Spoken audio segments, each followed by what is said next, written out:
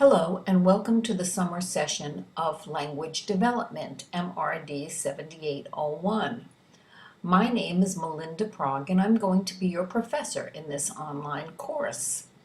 I wanted to take this opportunity to give you a tour of our Blackboard course.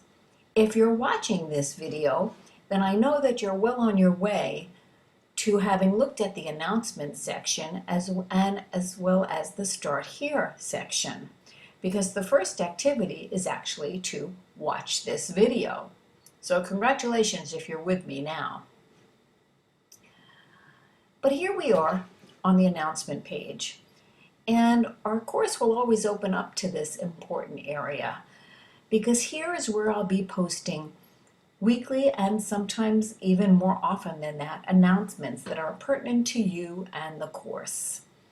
So you've got your general welcome here from Wilmington University, and then you have my personalized welcome as well. So today, I'd like to take this opportunity to review the menu with you and help you to become familiar with the course layout. I'll expect that you'll be reviewing the syllabus on your own and downloading any information that you need to help you stay on task. So we've started here with the announcements, and you'll notice that there is a course link, and it says the course link is Start Here. So that's where we want to go next. And I can either click here to get there, or I can click Start Here on my menu bar on the left. So here we are on the Start Here page, and you'll notice that this is where we're going to get started. I've included our chat dates for you, and you'll notice that every chat is held in the Collaborate area, and every chat begins at 8 p.m. What you're going to want to do prior to the first chat on May 12th is make sure that you can access the Collaborate area, which is right here on our menu bar, and that your computer is equipped to be able to handle that software.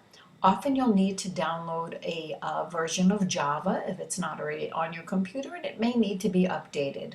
Of course, in order to be able to speak during our chats, you do need a microphone if there's not one embedded in your computer already.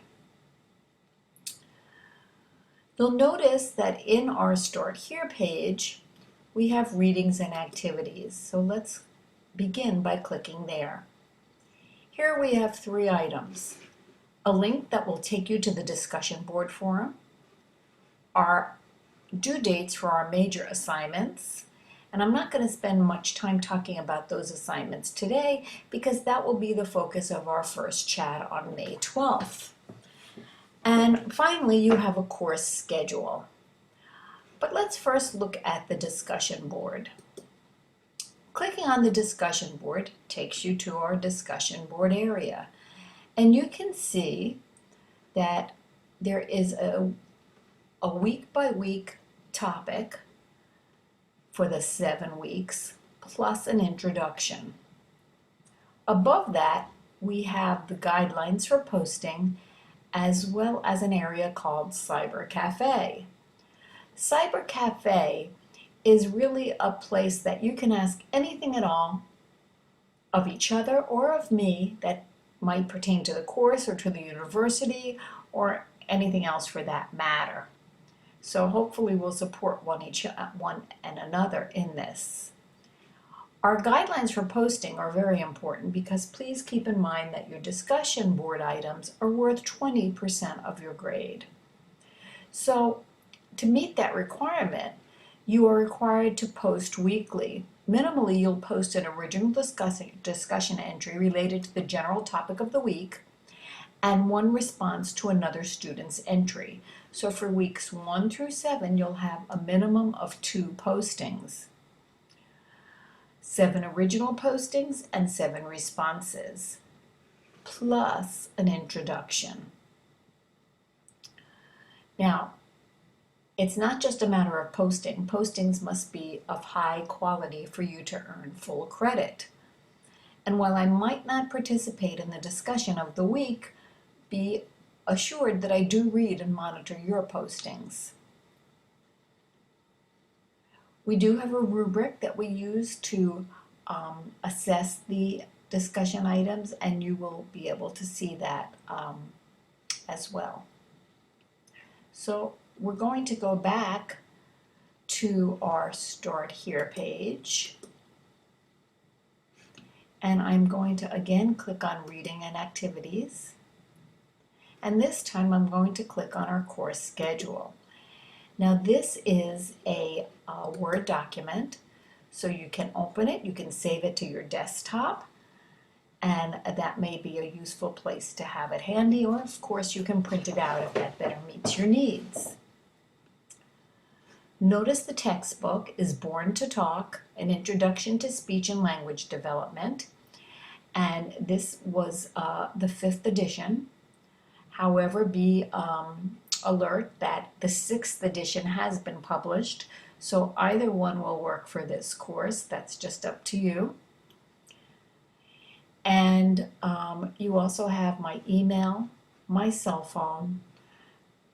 Know that I don't live in Delaware or work on location at the university, because I do live in Florida, but you can contact me via cell, or we can meet virtually online at any agreed upon time. You've linked my personal web area where I've created a special introduction of myself. Scrolling down, you will see the description of each assignment. Remember, I'm going to discuss these more when we meet. Now, each item also tells you the percentage of the grade. And notice in the theory reflection paper, so there's no confusion, I increased that to 20% from the 15 it said in the syllabus. Scrolling down, you also have an outline or schedule. And I've included the dates, what you need to be doing that week, if there's a chat, and if there is an item due, you can see that as well. Hopefully this will keep you on track and organized and focused, because things move very quickly in a summer session.